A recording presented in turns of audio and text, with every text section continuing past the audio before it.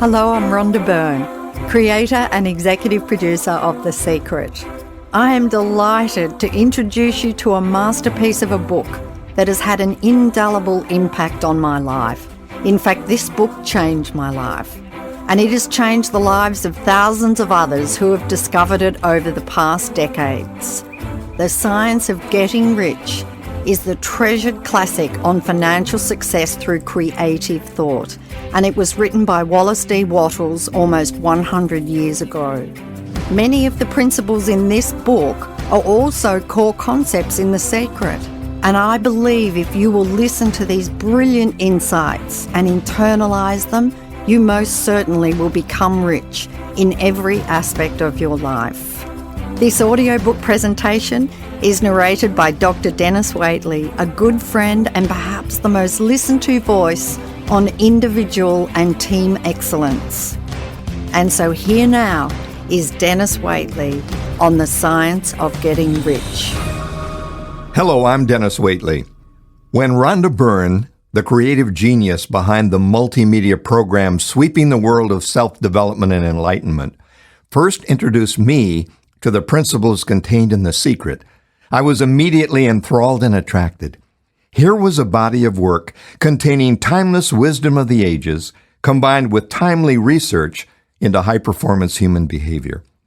Throughout my 40-year career, I had tested, embraced, and internalized many of the core foundations presented in The Secret.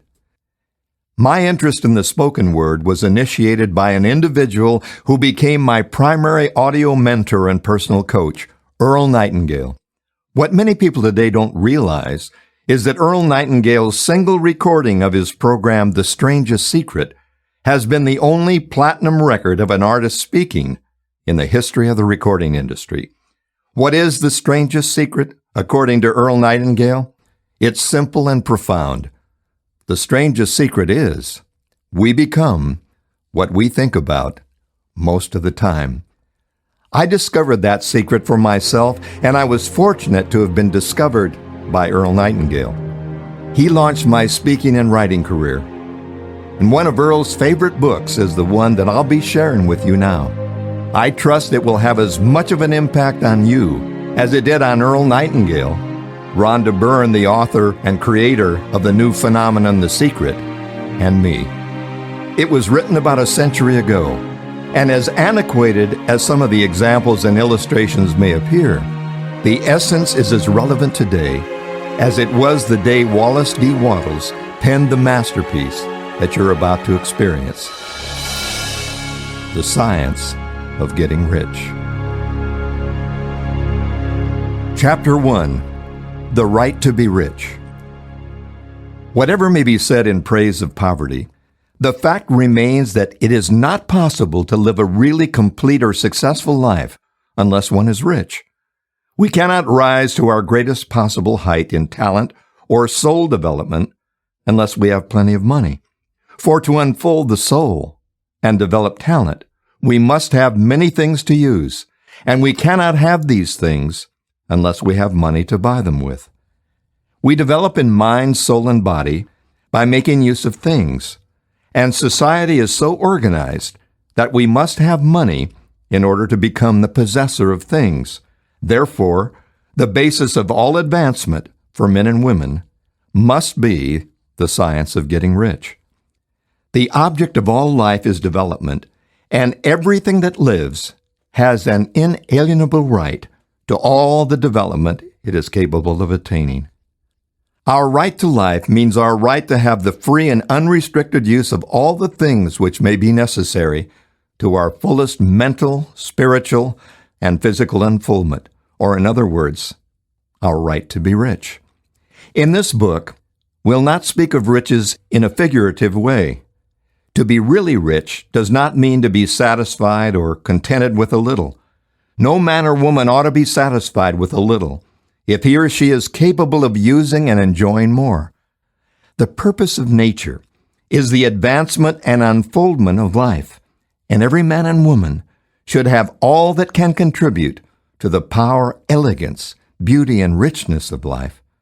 To be content with less is sinful. The individuals who own all they want for the living of all the life we're capable of living are rich. And those who don't have plenty of money can't have all they want. Life has advanced so far and become so complex that even the most ordinary man or woman requires a great amount of wealth in order to live in a manner that even approaches completeness. Every person naturally wants to become all that he or she is capable of becoming. This desire to realize innate possibilities is inherent in human nature. We cannot help wanting to be all that we can be. Success in life is becoming what you want to be. You can become what you want to be only by making use of things. And you can have the free use of things only as you become rich enough to buy them. To understand the science of getting rich is therefore the most essential of all knowledge. There's nothing wrong in wanting to get rich. The desire for riches is really the desire for a richer, fuller, and more abundant life. And that desire is praiseworthy. The people who do not desire to live more abundantly are abnormal. And so the people who do not desire to have money enough to buy all that they want are abnormal. There are three motives for which we live. We live for the body, we live for the mind, and we live for the soul.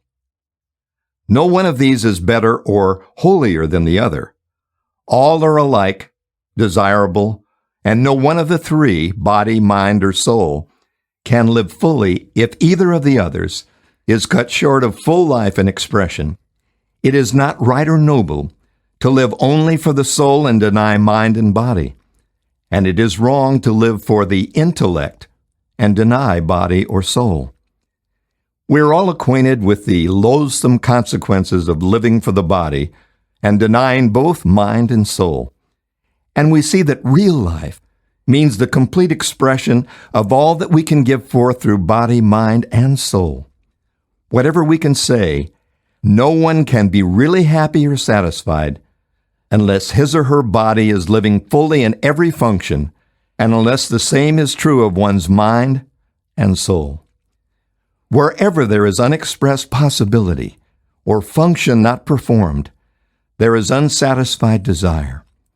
Desire is possibility seeking expression, or function seeking performance.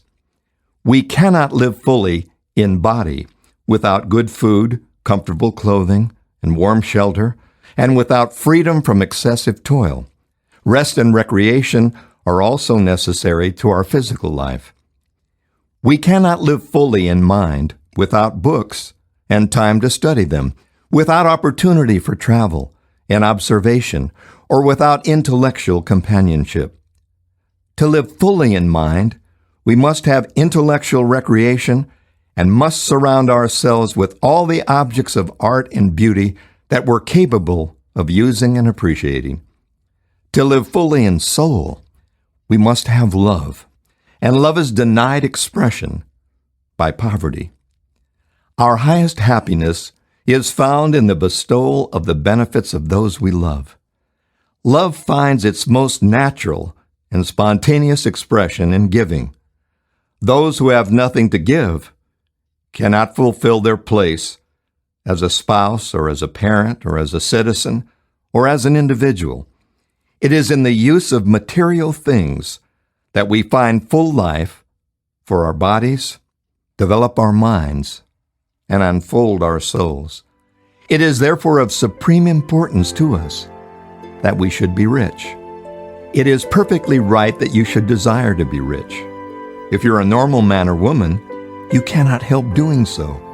It is perfectly right that you should give your best attention to the science of getting rich, for it is the noblest and most necessary of all studies. If you neglect this study, you are derelict in your duty to yourself, to God, and humanity, for you can render to God and humanity no greater service than to make the most of yourself.